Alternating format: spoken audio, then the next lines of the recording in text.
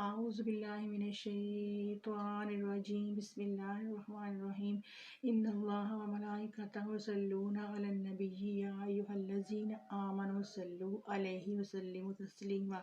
السلام علیکم ورحمۃ اللہ وبرکاتہ۔ اللہ تعالیٰ آپ سب کو صحت و سلامتی والی زندگی عطا کرے، آمین ثم آمین۔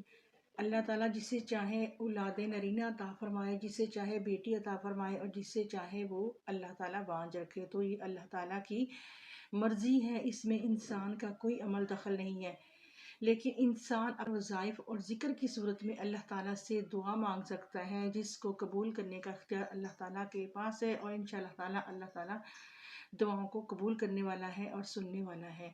تو آج کا جو وظیفہ ہے وہ اولاد نرینہ کے حوالے سے ہے کہ یہ وظیفہ جو ہے وہ پورے 41 دن کرنا ہے، اور اس وظیفے کو آپ نے یکسوئی کے ساتھ اور یقین کے ساتھ کرنا ہے۔ وظیفے کا طریقہ کار بتانے سے پہلے جو نئے آنے والے چینل کو سبسکرائب کریں اور ساتھ میں موجود گھنٹی کا بٹن آل پہ پریس کریں تاکہ ہر نئی ویڈیو کا نوٹیفیکیشن آپ کو بآسانی ملتا رہے۔ تو جب آپ کو حمل ٹھہر جائے تو آپ نے کیا کرنا ہے، آپ نے وہ تاریخ کو نوٹ کر لینا ہے تاکہ اس تاریخ سے لے کے پورے 41 دن کا یہ وظیفہ مکمل ہو سکے۔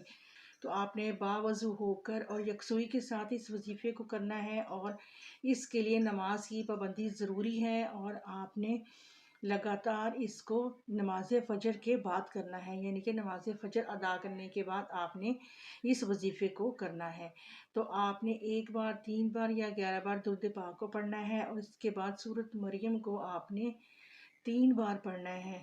جی ہاں، سورۃ مریم کو آپ نے 3 بار پڑھنا ہے، وہ بھی نماز فجر کے بعد، اور آپ نے یہ پورے 41 دن تک اس وظیفے کو کرنا ہے۔